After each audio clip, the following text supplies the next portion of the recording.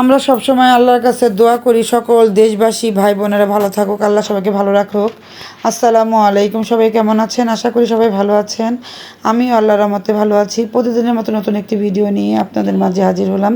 দেখতে দেখতে রমজান মাসটা শেষ হয়ে গেল, এখন ঈদ চলে আসছে। এখন কি একটু মেহেদি পড়লাম, কিন্তু কিছুটা আনন্দ লাগছে, আবার কিছুটা টেনশন লাগছে। কারণ আমার স্বামী, আমার ছেলে, আমার দেবর ভাসুরা সব বাইরে থাকে। সে সমস্ত দেশে আপনার যুদ্ধ হইতেছে, মানে যেগুলো বলতেছে বাংলাদেশে আপনার বোমা পড়তেছে, এগুলো এই ধরনের টেনশন নিয়ে আমরা কোনো রকম আনন্দ উল্লাস করতেছি। আবার বাংলাদেশে দেখা যাচ্ছে আপনার রেল অ্যাক্সিডেন্ট হচ্ছে, আবার সদরঘাটে কত মানুষের আপনার বিপদ, কেউ মারা গেছে, একটা আপুর বাচ্চা পেটে, ওনার হাজব্যান্ড, ওনার শ্বশুর দুজনেই মারা গেছে।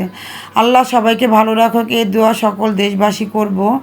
যাক, এখানে আমাদের মেহেদি পড়ার পরে আবদুল্লাহ বলতেছে, আমি মোহন আপুকে খুব ভালোবাসি, তার নামটা আমার হাতে লিখে দাও।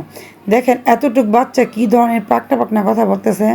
অবশেষে দিব না বিদায়, আমার সাথে বড় বড় চোখ করতেছে, রাগ করতেছে।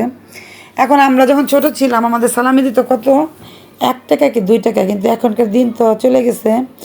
এই টাকাগুলো আমার ভাই দিচ্ছে আমাকে সালামি। কেমন হয়েছে বলবেন। আর আমি তো ওদেরকে দিয়েছি, আমার মেজু ভাই, আমার ছোটো ভাই আমাকে সালামি দিছে। আর তাবাসুমের জামাটা কেমন হয়েছে, এটা আমার ছোটো বোন পাঠাইছে। আর ওর এখন কেমন লাগতেছে তাও বলবেন। আমি বলতেছি একটু ভিডিও নিয়ে আম্মু, আমার ভাই যে একটু শয়তানি করতেছে আমার সাথে, কিন্তু আনন্দ হইতেছে। কিন্তু আমার টেনশন, আমার স্বামী আছে, আমার দেবর ভাসুর, আমার ছেলে। কারণ ওখানে আপনার যখন তখন একটা বিপদ এসে পড়ে।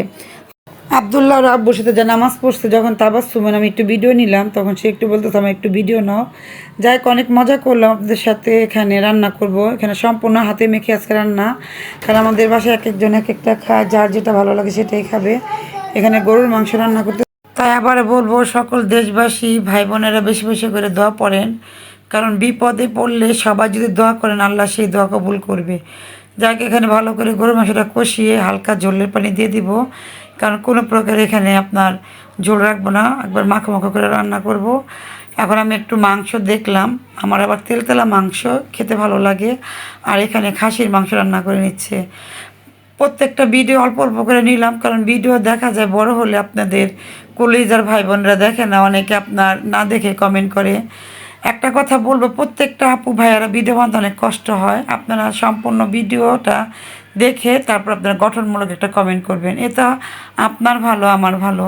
যাকে এখানে এই যে আপনার অনেকক্ষণ যাবৎ মুরগিটা মেখে রেখেছিল, দেশি মুরগি এগুলো, এখন সুন্দর করে আম্মা এখন ভালো করে কষিয়ে দিবে।